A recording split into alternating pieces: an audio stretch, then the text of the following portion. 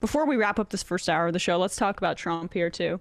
Former President Donald Trump, he spoke at a NRCC fundraiser on Monday night, and he was talking about Biden's infrastructure package and the passage of the bipartisan infrastructure package in the House, in which 13 Republicans voted for it.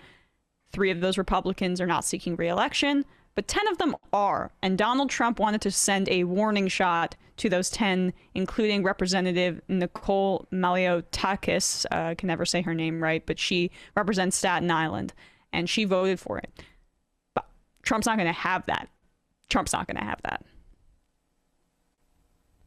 I say it with a heavy heart. No thank you goes to those in the House and Senate who voted for the Democrats' non-infrastructure bill, also known as the Democrat presidential re-election bill. It's only 11% was infrastructure, by the way, 11% of that bill.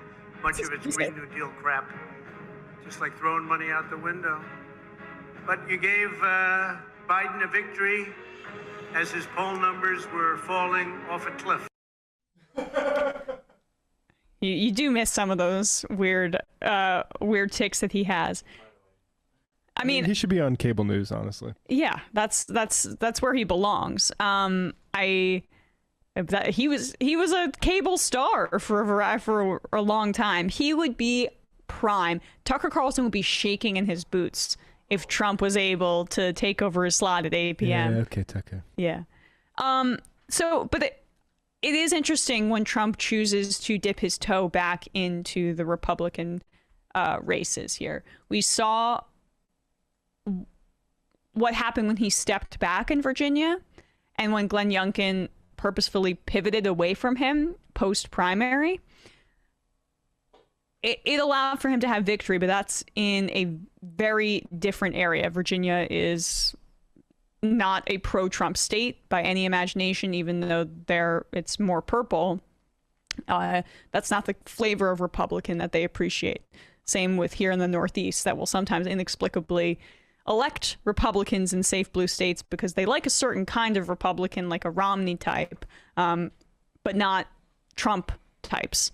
So he's being a little bit more strategic, but it's just a taste of how he's going to continue to flex his muscle. Those 10 Republicans, or I should say the 13 Republicans, because they're still in power, Kevin McCarthy is going to strip them of committee assignments, or that's under consideration, or leadership and committee assignments. I forget exactly which one. So Trump is able to still maneuver behind the scenes what he wants to happen, and this is still his party. It just depends on when he decides to be vocal about those things and when he's strategic about it. But I also do like the tacit admission that he believes that this infrastructure is a win for Biden.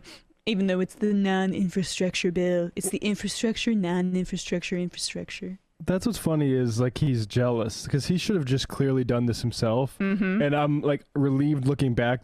Well, actually, no, I wish he had just done this because you could have probably done the same. The problem with Trump is, like, not that... There would be no clean energy in that infrastructure. They didn't start spending money until COVID hit. But if COVID hit earlier in his presidency, like, I think that's really what changed, like, even, like, the Democrats' willingness to spend on, to the extent that they are more willing to expend. It's not because, it's basically because we have to. Yeah.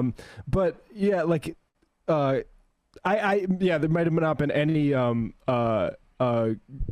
climate stuff in the bipartisan one that Trump would have passed, but fine. Like, there's barely any, and maybe we could have just moved on to something worthwhile instead of like, oh, they already did the bipartisan one under Trump. Let's move on to our own shit, whatever. Right? Like, yeah, like, I know, but like, also Pelosi and those people, they would have given him the victory, and that's why he's, I think, kicking himself that he didn't take one like that. Because, I mean, not that I consider this much of a victory. I think it's not much of anything at all, frankly.